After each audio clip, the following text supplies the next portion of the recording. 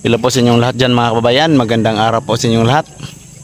Ito po yung update natin dito sa pabahay ni Ma'am Anilo para sa kanyang scholar, no? Si Samantha. So ito po yung mga kababayan, napakataas talaga ng file pala.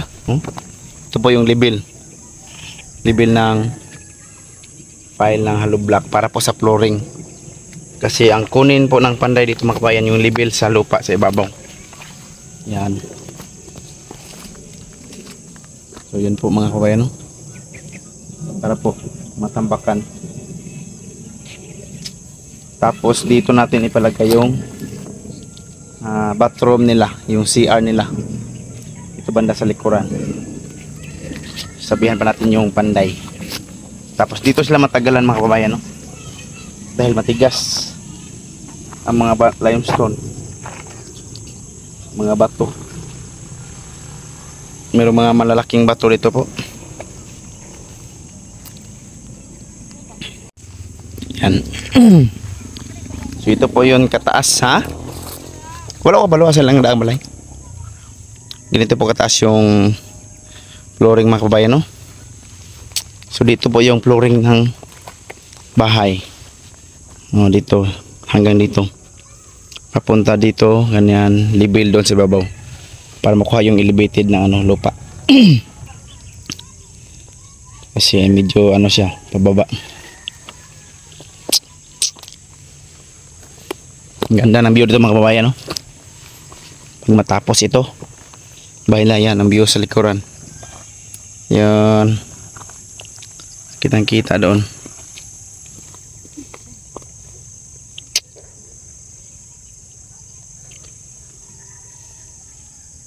Tapos kailangan dapat itong mga lupa na ito tanggalin para mapantay yung lupa. Ito banda dito.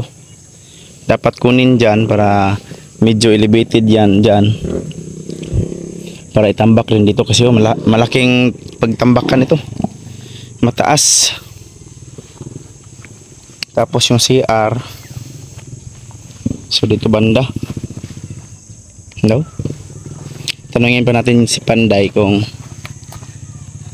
dito ba yung pintuan ng CR. Labas ang CR doon.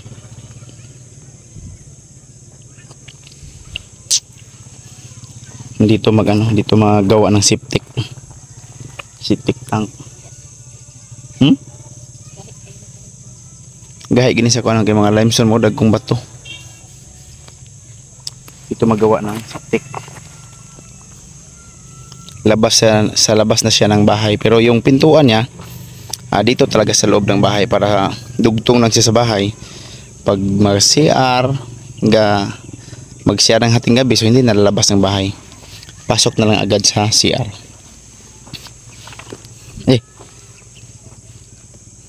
Nailon to. So malaki pa talaga yung anuhin nila, tambakan. Pero noon pag malibil na ni siya diri sa buhos, gamay na lang kung ano na diri. Mapantay naman eh. Tapos diri ang elevated niya. Sumahog taas diri ang side, oh. Taas diri, no? Ha? Gani, pero kulang pa kino eh. Tapos dito. Yes, babaw na lang, magpahak na lang sila para mapatag po. Dito lang sa gilid mga papayan, no?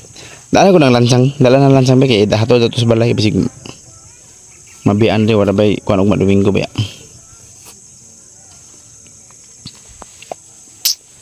Okay. Ito mga kababayan, no?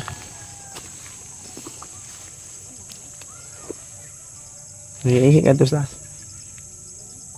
Dito sa taas. Ada, oh. Ibili na extension wire dari. Isod ka niya silupin ba? Masig-sigan eh. Silupin na eh.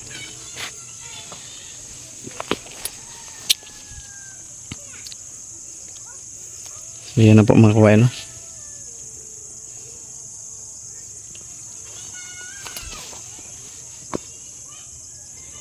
Pwede mo na ilimpyuhan ni dire oh. Kuha ni mga bato. Ibutang des nga itambak. Tapos limpyuhan ng dalan para dahil dalinggab. Dapat linisan dito mga kabayan, palukat. Papantay dito ang daan nila. At saka dito linisan yung lupa. Ilagay dyan sa loob para mapantay.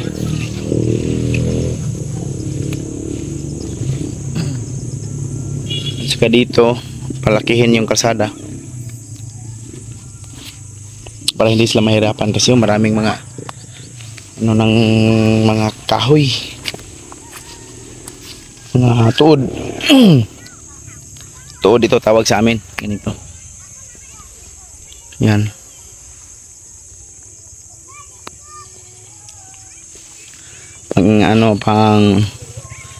Pangatlong araw pa ito nila mga kabayan, no, sa pagtrabaho nila.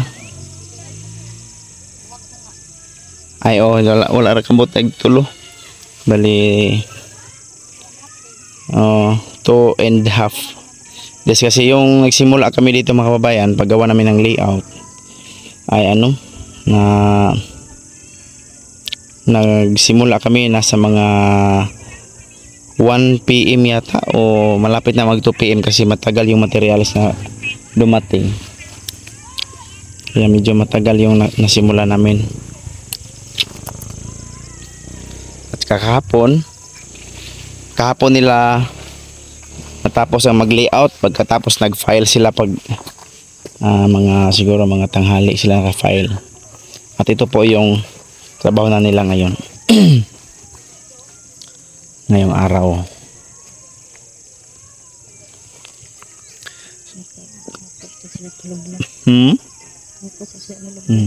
Kasi hindi man dito mag-mix ng balas at saka simento.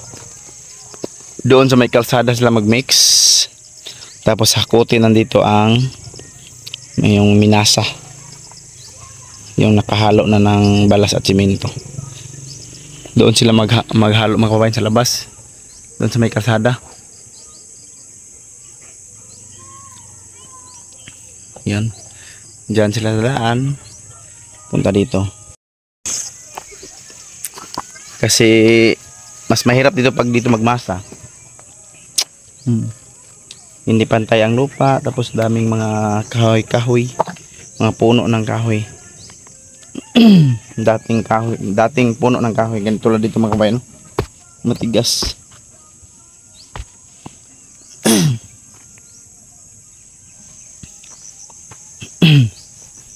Kaya isipan nila na doon na lang mag mix, tapos mix na yung hakotin dito, yung hinalo na. So, pangalawang araw nila ito mga kababayan, no? Pangalawang araw at half day.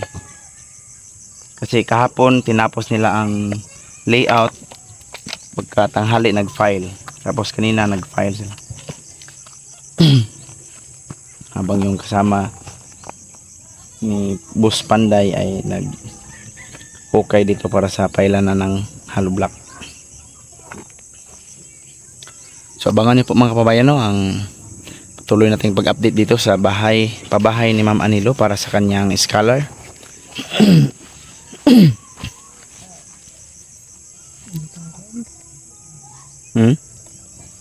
So andun na po sila Junjun sa sa ibabaw mga kababayan. Nagmerienda sila.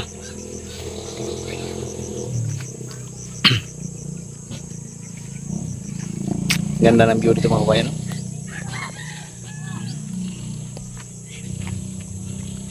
Overlooking talaga itong bahay nila, no, sa Manta.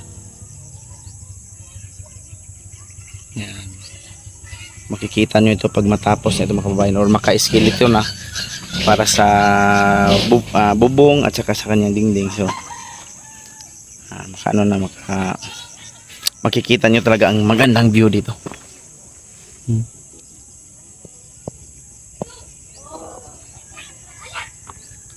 Yan.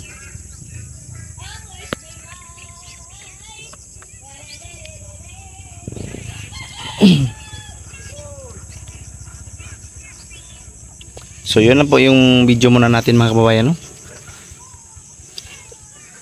So hanggang dito lang muna kasi uuwi pa din kami doon sa bukid sa 26. So bukas, walang trabaho bukas mga kababayan kasi linggo man. Mag-relax muna sila. So hanggang dito lang mga kababayan. Maraming salamat no sa sponsor nila ni Samantha.